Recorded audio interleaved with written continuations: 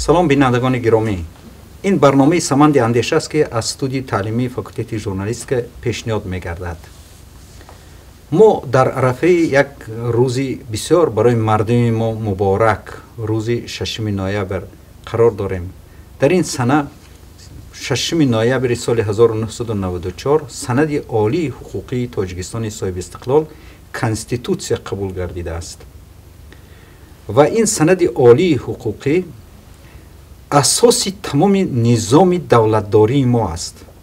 ما برای روشنی انداختن به ماهیت، خصوصیت و فرقیت این کنستیتوسیا به صحبت استادان فاکولته حقوق شناسی دانشگاه ملی تاجیکستان شیخ محمد کمالزاده و صابرجان عبدالاحدزاده را دعوت کردیم. ما شما را نخست خوش آمدید میگوییم به استودیو ما.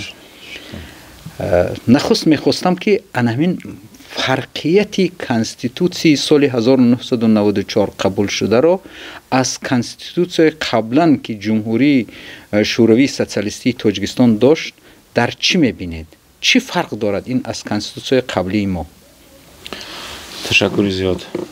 واقعا اگر ما تاریخ دولتداری جمهوری تاجیکستان را از زمان جمهوری مختاری شوروی سوسیالیستی، بعد از آن جمهوری شوروی سوسیالیستی، بعد از آن جمهوری صاحب اختیاری اگر ما نظر افکنیم، در همه دور زمان جمهوری تاجیکستان دارای کنستیتوسیه که سند عالی حقوقی است و تنظیم کننده کل مناسبت های اداره کنی دولتی، سیاسی و جمعیتی است، به ما روشن میگردد.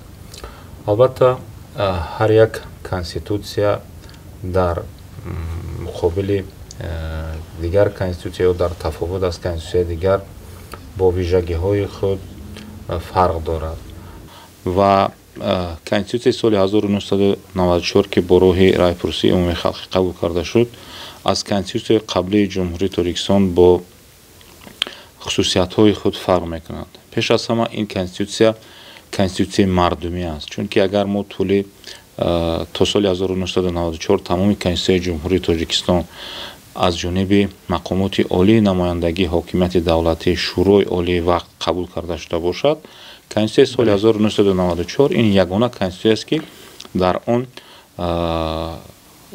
کل شهروندان جمهوری تاجیکستان برای قبول کردنش اشتراک کردند، یعنی در رایپرسی عمومی خلقی قبول کرده شده. این یکی از خصوصیت های تفاوت کنندش. دیگر خصوصیت تفاوت کنندش این با ماهیت و مضمون. ببینید که کنستیتوسیای سال 1994 جمهوری تاجیکستان را دولت دموکراتی صاحب اختیار دنیوی و یگانه اعلان کردگی است و این تفاوت، این ویژگی البته در کنستیتوسیای قبلی وا نمیخورد، چون که وقتی که جمهوری تاجیکستان مستقلیت را کسب کرد الکی ضرورت قبول نمودن تماما یک قانون اساسی نو کشور به وجود آمد و در این زمینه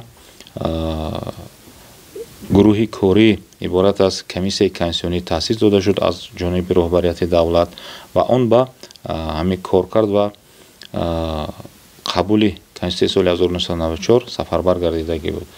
و تفاوت دیگری کنستیتوسیای عملکرد ساده جمهوری تاجیکستان را ما پیش از همه در ساخت و مضمون آن میبینیم و ببینید که کنستیتوسیای سال 1994 قبول شدگی از 10 باب و 100 ماده عبارت است. کنستیتوسیای قبلی البته از این معیار زیادتر بودند و این خصوصیت های اساسی ویژگی تفاوت کننده کنستیتوسیای سال 1994 یعنی کنستیتوسیای عملکرد ساده از کنستیتوسیای قبلی، یعنی یکم با راه طرز قبول، دوم با راه مضمون و ماهیت، سوم با ساختار آن این کنستیتوسیای از کنستیتوسیای قبلی فرق میکنه. و همچنین کنستیتوسیای قبلی ما کنستیتوسیای های دولتی نیم مستقل بودند، یعنی اون وقت تاجیکستان یک جزء از اتحاد شوروی به حساب می رفت و کنستیتوسیای سال 1994 این کنستیتوسیای دولتی مستقل است. البته بله. و همین طبیعی است که مخصوصیت ها دارد کنستیتوسیای ما از کنستیتوسیای دیگر کشورها یا از کنستیتوسیای قبلی خودمان فرقیت دارد طرز قبولش شد. اما ماهیتاً چی فرقیت ها را، چی خصوصیت های مخصوصیتی کنستیتوسیای جمهوری تاجیکستان را شما میبینید؟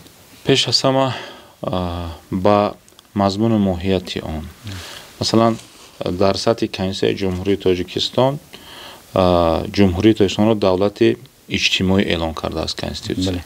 Яъне бо барои ҳар як шаҳрванди Ҷумҳурии Тоҷикистон фароҳам овардани ҳаёти арзанда. Ин меъёрро мо масалан дар Конститутсияи дигар давлатҳо қариб ки во намехӯрем. Ҳамин бевосита ки худи давлатро иҷтимоӣ эълон кардан, дар бисёр давлатҳои пасуҳушравӣ во намехӯрем.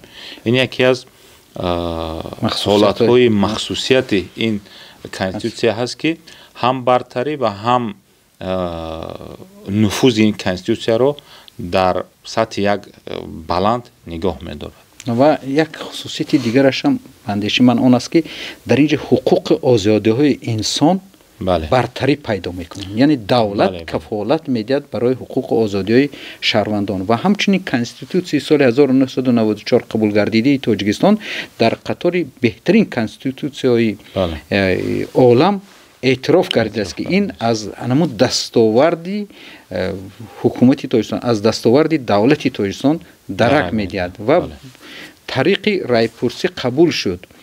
гузашта аз ин дар ҳамин Конститутсияи мо баъди қабулаш низ зарурат омад бо дигаргуниҳои ҳаёти сиёсиву иҷтимоии ҷомеа тағйиру иловаҳо ворид карда шуданд. ҳамин моҳияти тағйиру иловаҳоро шумо дар чӣ мебинед? ташаккур зиёд устоди азиз. воқеан ҳам мо дар хусуси яке аз санадҳое ки барои давлат, барои ҷомеа, барои аҳолии кишвари азизамон бисёр муҳим ва дар тақдири минбаъдаи онҳо давлату миллату халқи Тоҷикистон бисёр арзанда ҳисоб мегардад. зеро Конститутсияи Ҷумҳурии Тоҷикистон ягона санаде аст ки аз тариқи райпурсии умуми халқӣ ба вуҷуд омад. таври устоди муҳтарам қайд намуданд, молики асосии Конститутсияи Ҷумҳурии Тоҷикистон халқи Тоҷикистон аст ва албатта молики асосии Конститутсияи Тоҷикистон халқи Тоҷикистон будан ин ба худ як албатта асосҳои ҳам ҳуқуқӣ, ҳам таърихӣ, ҳам маънавӣ, ҳам идеологӣ худро дорад. зеро Конститутсияи Ҷумҳурии Тоҷикистон дар заминаи ормонҳои миллӣ, дар заминаи арз гузоштан ба таърихи давлатдорӣ, арз гузоштан ба фарҳангу одату анъанаҳои миллӣ ташаккул ёфтааст ва қабули Конститутсияи Ҷумҳурии Тоҷикистонро метавон ки аз чанд ҷиҳат онро ҳамчун як воқеияти давлатдорӣ дар арсаи байналмилалӣ эътироф намуд. пеш аз ҳама Конститутсияи Ҷумҳурии Тоҷикистон ҳарчанд аз тариқи райпурсии умуми халқ қабул гардид, аммо дар маҷмӯъ он мазмун, моҳият ва ҳуввияти миллии ҳам давлат, ҳам миллати моро инъикос менамояд. зеро Конститутсияи Ҷумҳурии Тоҷикистон дар заминаи армонҳо ва хусусиятҳои миллию фарҳангии давлату ҷомеаи Тоҷикистон ба миён омадааст ва метавонем ки тамоми низоми ҳуқуқии кишвар, махсусан низоми қонунгузории Ҷумҳурии Тоҷикистонро миллӣ номид. зеро асоси ба вуҷудоӣ қабул ва заминаҳои ҳуқуқии тамоми низоми ҳуқуқии моро албатта ин Конститутсияи Ҷумҳурии Тоҷикистон ташкил медиҳад. модоме ки Конститутсия ҳамин хусусиятҳои миллии моро фаро мегирад, пас дигар низоми ҳуқуқии кишварро низ мо низоми қонунгузории миллӣ гуфта метавонем. зеро пурра ҳамаи қонунҳо, ҳамаи кодексҳо дар маҷмӯъ низоми ҳуқуқии кишвар барои халқи Тоҷикистон, барои шаҳрвандони Ҷумҳурии Тоҷикистон, барои эҳтиром, шаъну шараф ва ҳуввияти миллии тамоми халқ ва шаҳрвандони Ҷумҳурии Тоҷикистон нигаронда шудааст. ва мо дар ин ҷо метавонем як қатор қонунҳое ки бештар баъд аз қабули Конститутсияи Ҷумҳурии Тоҷикистон дар заминаи ҳамин усулҳо махсусан ба вуҷуд омад. ин пеш аз ҳама қонуни конститутсионӣ дар бораи судҳои Ҷумҳурии Тоҷикистон, дар бораи ҳукумати Ҷумҳурии Тоҷикистон, дар бораи интихоботи президенти Ҷумҳурии Тоҷикистон, дар бораи интихоботи вакилон ба маҷлисҳои маҳаллӣ, вакилони халқ ва дигар қонунҳое ки шумо хуб медонед. албатта бевосита саҳми халқи Тоҷикистон дар таҳия қабули он ба миён омад. ин қонун дар бораи танзими анъана ва ҷашну маросимҳо дар Ҷумҳурии Тоҷикистон ки он дар таҳрир нав қабул гардид.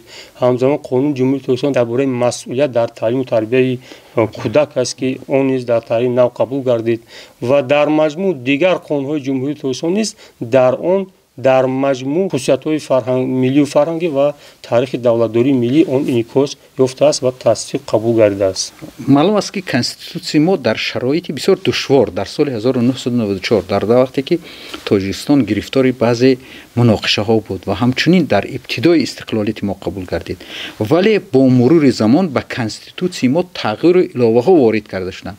ҳамин зарурат ва ҳамин чӣ махсусият доштанд ки ҳамин ба конститутсияи мо тағйиру иловаҳо чӣ гуна давлатдории моро тағйир доданд? ташаккури зиёд.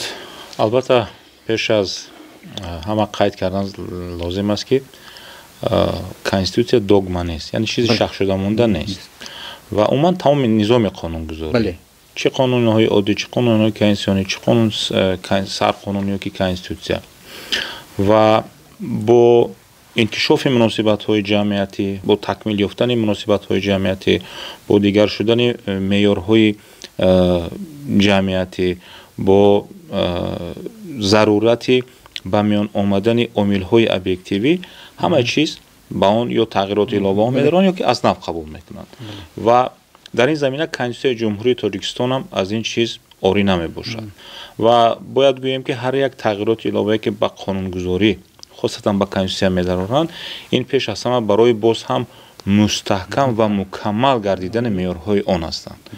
масалан аввалин тағйироти иловае ки ба Конститутсияи Ҷумҳурии Тоҷикистон соли 1999 26 сентябр ворид карда шуд, ин пеш аз ҳама аввалин тағйироти иловаҳое буд ки дар сатҳи конститутсионӣ низоми тарзи ташкилёбии мақомотҳои ҳокимияти давлатиро дигар кард. масалан аввалин маротиба дар сатҳи Конститутсияи Ҷумҳурии Тоҷикистон Маҷлиси Олии Ҷумҳурии Тоҷикистон мақомоти олии намояндагии ҳокимияти қонунгузор доим амалкунанда шуд. мо хуб медонем ки то соли 1999 Маҷлиси Олии Ҷумҳурии Тоҷикистон якпалатагӣ буд, он ҳам доим амалкунанда набуд. барои ҳамин ин аввалин тағйироти иловаҳо ба Конститутсияи Ҷумҳурии Тоҷикистон ин шуд ки вай тарзи фаъолияти мақомоти ҳокимияти давлатиро доимӣ гардонид. дигар тағйироти иловаҳое ки соли 2003 ворид карда шуд, аввалин маротиба дар сатҳи Конститутсияи Ҷумҳурии Тоҷикистон ба ҳуқуқу озодиҳо арзиши олӣ дода шуд соли 2003 ва соли 2016 ҳам ки тағйироти иловаҳо ворид карда шуд, ин тағйироти иловаҳо барои боз ҳам мукаммал ва дар сатҳи бисёр баланд амал кардани меъёрҳои Конститутсияи Ҷумҳурии Тоҷикистон заминаи асосӣ ба ҳисоб мераванд ва ҳар як тағйироти иловаҳое ки ба Конститутсияи Ҷумҳурии Тоҷикистон ё ки хосатан ба қонунгузорӣ ворид карда мешавад, ин пеш аз ҳама тақозои худи замон аст, тақозои инкишофи муносибатҳои ҷамъиятӣ аст. вақте ки муносибатҳои ҷамъиятӣ инкишоф ёфтанд, дигаргун шуданд, тағйир ёфтанд, қонунгузорӣ хоҳ ноҳоқ хоҳ вайро бояд дар як сатҳи муайян танзим намояд.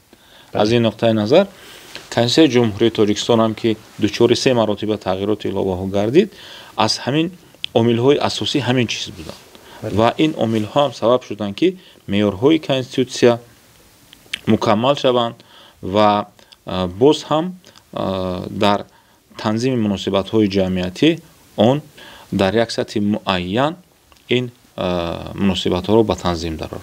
ташаккури зиёд. табист ки мо дар як суҳбати кӯтоҳ наметавонем тамоми масъалаҳои марбут ба конститутсияро баррасӣ кунем ва ба ифтихори рӯзи конститутсия ман бовар дорам ки барномаҳои дигар бо иштироки мутахассисони дигар низ омода мешаванд ва ман имрӯз ба шумо барои як суҳбати пурмуҳтаво ташаккур мегӯям ки даъвати моро пазируфтед.